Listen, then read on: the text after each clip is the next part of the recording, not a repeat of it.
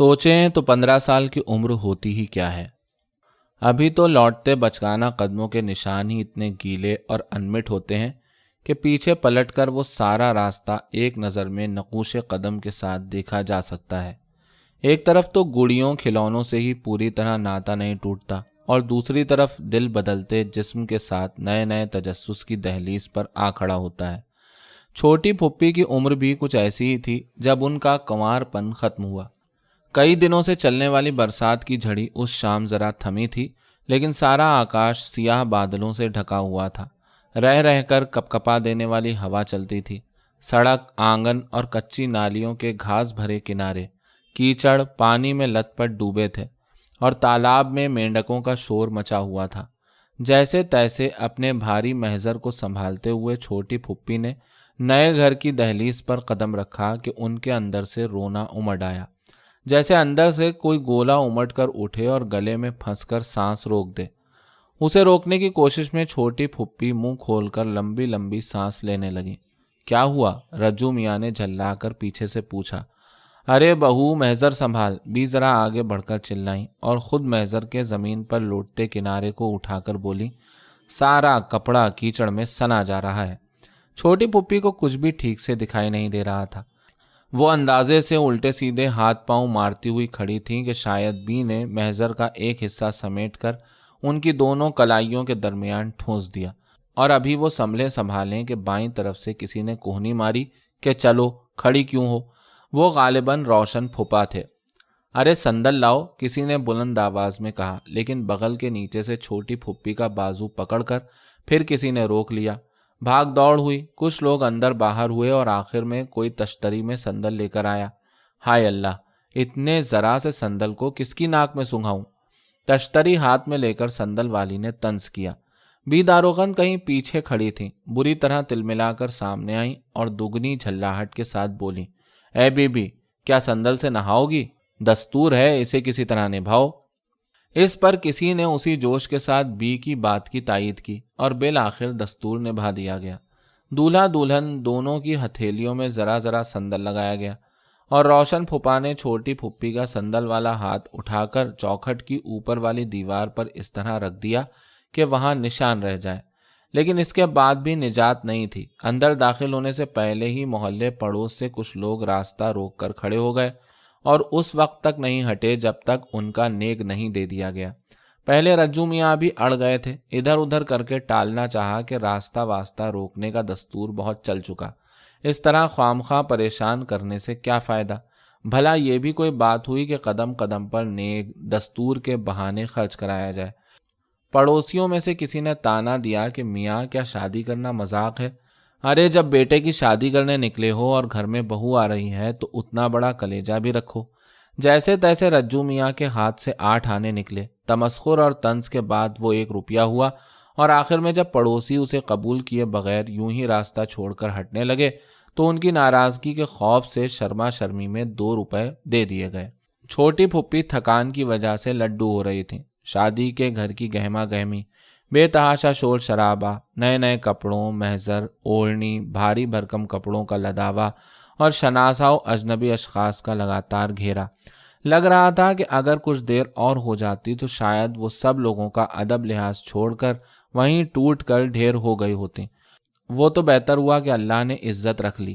اسی لمحے کوئی انہیں دونوں کندھوں سے تھام کر اندر لے چلا، اور گھڑی 2 گھڑی بعد وہ برآمدے کی چٹائی پر بٹھا دی گئیں۔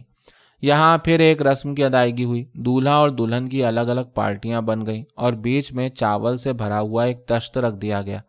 اسے چٹائی پر انڈیل کر دونوں کو ایک چھوٹے گلاس سے 7 بار ناپنا پڑا، اور بیچ میں چاول کی ایسی لکا چھپی چلی کہ روشن پھوپھا کی باری میں چاول کی کمی پڑ گئی۔ جیتی ہوئی دلہن والیوں نے دستور کے مطابق روشن پھوپھا سے کہلوانا چاہا، بی بی، میرے بال بچے بھوکوں مر رہے ہیں، آدھا سیر چاول ادھار دے دو۔ پھوپھا کے چہرے کے نقوش تن گئے، اور انہوں نے بہت تلخ نگاہ سے دلہن والیوں کو گھورا۔ سامنے بیٹھی ہوئی 1-2 عورتیں اس نظر سے سٹپٹ آ گئیں، لیکن زہیرہ بھابھی نے ہنس کر کہا، بولو بھیا، کیا شرم آ رہی ہے؟ ایک بار چھوڑ وہ بات کئی بار دہرائی گئی، اور ان سے کہلانے کی کوشش کی گئی، لیکن پھوپھا جو سر جھکا کے بیٹھ گئے تو نظر اٹھائی ہی نہیں۔ حالانکہ انہوں نے کچھ کہا نہیں، لیکن اپنے انداز سے اس بات کا واضح اظہار کر دیا کہ انہیں یہ بات پسند نہیں ہے، لاکھ کوئی کچھ بھی کہتا رہے۔ جانے دو بھائی۔ دور کھڑی بی نے اچانک صورتحال کو سنبھالنے کے لیے آگے بڑھ کر کہا، اسے یہ سب اچھا نہیں لگتا۔ اچھا برا لگنے کی کیا بات ہے بہن، کسی نے جواب دیا، رسمی شادی کرنی ہے تو پوری طرح سے کرو۔ 4 ماں بہنیں اور بہو بیٹیاں آتی ہیں، سبھی کے اپنے اپنے ارمان ہیں، انہی سب سے تو شادی سجتی ہے، اب اس میں منہ کیا پھلانا۔ سارے رسومات کے دوران پیش وہ عورت جو اس بار بھی سامنے بیٹھی رسم پوری کروا رہی تھی، اترا ہوا چہرہ لیے دوسری طرف سرک گئی، اور اسی لمحے روشن پھپھا سب کچھ جوں کا توں چھوڑ کر وہاں سے اٹھ گئے۔ کچھ دیر سکتے کا سا عالم رہا، سب عورتوں نے ایک دوسری کی طرف دیکھا اور آپس میں کانا پھوسی کی۔ ہری اوڑھنی والی نے غصے میں آ کر سر پر ٹھیک پڑے پلو کو اس طرح کھینچا کہ اس کا آدھا چہرہ ہی ڈھک گیا۔ بغل والی کی طرف جھٹکے سے منہ موڑا، اپنے ہونٹ بچکائے اور ہر ایک کو سنانے کی حد تک بلند آواز میں بولی، اے اللہ توبہ! ہماری رائے میں تو بیوہ رنڈوے کی طرح نکاح کروا کر سیدھی ہی لے آتی تو اچھا تھا خالہ۔ ظہیرہ بھابھی نے ہنس کر تانا مارا، اس طرح کم از کم دوسرے گھروں کی بہو بیٹیوں کی بے عزتی تو نہ ہوتی۔ بی داروغن کچھ نہیں بولی۔ جب چاروں طرف سے بے سہارا ہو گئیں تو ایک بار کہنے کی کوشش کی، جانتی تو ہو آج کل کے لڑکے، لیکن کسی نے ان کو گھر گھر لڑکے ہیں بہن کہہ کر بات پوری کرنے ہی نہیں دی، اور ایک ایک کر کے سب اٹھ گئیں۔ بی ہر جاننے والے کو گھیرتی رہیں، بہن جو کچھ لڑکے نے کیا اس کے لیے میں معافی مانگتی ہوں، اللہ اس طرح ناراض ہو کر نہ جاؤ، لیکن شاید ایک آدھ بہت قریبی تعلقات والی کے علاوہ کوئی نہیں رکا۔ ارے کیا ہو گیا؟ باہر سے چلاتے ہوئے رجو میاں تیزی سے اندر آئے۔ روشن کی ماں، کیا جھگڑا ہے؟ چٹائی پر چاول کے دانے پھیلے ہوئے تھے، بیچ میں چھوٹا گلاس پڑا تھا، ایک کونے میں چھوٹی پھوپھی محضر سے تھکی ماندی جھکی ہوئی بیٹھی تھی، اور ایک آدھ کو چھوڑ کر گھر میں کوئی نہیں تھا، صرف بی چبوترے کے پاس چپ چاپ کھڑی تھی۔ اس دفعہ بھی بی کچھ کہنے کے بجائے رونے لگی، کچھ دیر کھڑی اسی طرح روتی رہیں اور آخر میں سبکتی ہوئی اپنے کمرے کی طرف چلی گئیں۔ بالکل احمقوں کی طرح ادھر ادھر دیکھ کر رجو میاں چلائے، کوئی سالہ بتانے کو تیار نہیں کہ آخر کیا ہوا، جس سے پوچھو وہی منہ پھیر کر چل دیتا ہے۔ ارے آخر ہوا کیا؟ وہ پوری شدت سے گرجے، لیکن اس کا کوئی اثر نہیں ہوا، سوائے اس کے کہ چٹائی پر بیٹھی پھوپھی محضر کے اندر ایک بار کانپی اور آخر میں غصے سے پاؤں دھم دھم پٹکتے ہوئے رجو میاں باہر نکل گئے۔ عجیب احمق اور جاہل لوگ ہیں۔ چھوٹی پھوپھی کے حجلے عروسی میں پھپھا کے منہ سے پہلا جملہ یہی نکلا۔ وہ دھم سے آ کر پلنگ پر بیٹھ گئے اور گٹھری بنی چھوٹی پھوپھی پر ایک حقارت آلود نظر ڈال کر اپنے جوتے اتارنے لگے۔ مٹی کی موٹی موٹی دیواروں والا چھوٹا سا کمرہ، جس میں روشنی اور ہوا کے داخل ہونے کے لیے دروازے کے علاوہ کوئی راستہ نہیں تھا، نہ چھوٹی موٹی کھڑکی، نہ دیواروں میں کوئی سوراخ۔ ڈھابے کا پٹاؤ بھی اتنا نیچے سے شروع ہو جاتا تھا کہ دن میں بھی گھپ اندھیرا ہو جائے۔ لالٹین کی نہایت مدھم روشنی میں چھوٹی پھوپھی نے دیکھا کہ سارا کمرہ اجاڑ ہے۔ ایک طرف دیوار پر لمبا تختہ جما کر کچھ پرانی پیٹیاں قطار سے رکھ دی گئی ہیں اور اسی کے اوپر کپڑے ٹانگنے کی کھوٹیاں لگی ہیں۔ دوسری طرف کی دیوار کے آلے پر مٹی کا بجھا ہوا دیا رکھا ہوا تھا، جس کی کالک سے لگا کہ وہ روز جلایا جاتا ہوگا۔ بالکل اسی سے لگی ہوئی ناگپور کے ولی بابا تاج الدین کی تصویر ٹنگی ہوئی تھی۔ جوتے پلنگ کے نیچے سرکا دینے کے بعد روشن پھپھا نے کپڑے اتارے، چوڑی دار پائجامہ، شیروانی، پگڑی وغیرہ اتار کر انہوں نے تہبند باندھ لیا اور کپڑے ٹانگنے کے لیے کھوٹی کی طرف بڑھے۔ چھوٹی پھوپھی نے دیکھا، معمولی قد اور معمولی جسم کا سانولا رنگ اور اچھا ناک نقشہ، لیکن جیسے چہرے کی ہر لکیر سے انہوں نے بھاری مونچھ بھی رکھ لی تھی۔ چچا کے ساتھ ساتھ اماں کا دماغ بھی چل گیا ہے۔ انہوں نے کپڑے ٹانگتے ہوئے ہنس کر کہا، شادی کیا ہو رہی ہے، بے وقوف بنے جا رہے ہیں، جس کی مرضی میں جو آتا ہے وہی کرانا چاہتا ہے۔ سالے کہیں منڈی برات نکال رہے ہیں، کہیں پھول چھڑی ماری جا رہی ہے، کہیں چاول سے بیٹا جا رہا ہے، تماشا ہے۔ نکاح کے دن یہی ہوا تھا، رسمی شادی کے نام پر پتہ نہیں کہاں کہاں کے دستور نکلے تھے۔